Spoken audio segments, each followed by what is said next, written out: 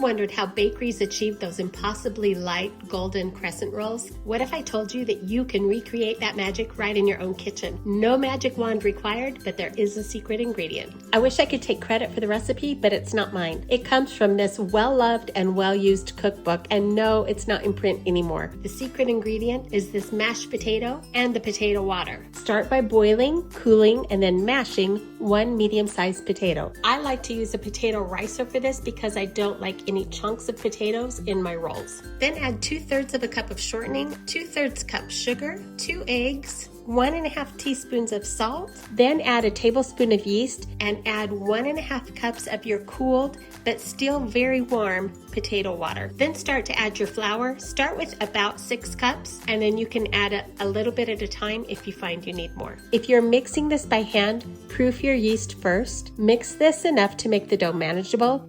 You might need to add more flour, but add it in small amounts. You don't want too much flour or your rolls will be heavy. Mix this for 5 minutes. If you're making it by hand, knead your dough for at least 5 minutes. Coat a large mixing bowl with some butter or some butter flavored Crisco. Place your dough inside and then turn it so the oiled side is up.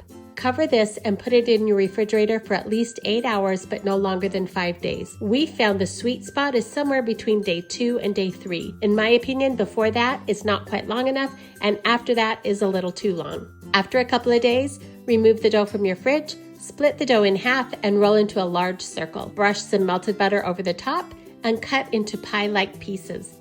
Roll each piece starting at the wide end and finishing at the small. Place these on a baking sheet and let them rest for at least 45 minutes. Brush the tops with butter and bake in a preheated 400-degree oven for about 15 minutes or until golden brown.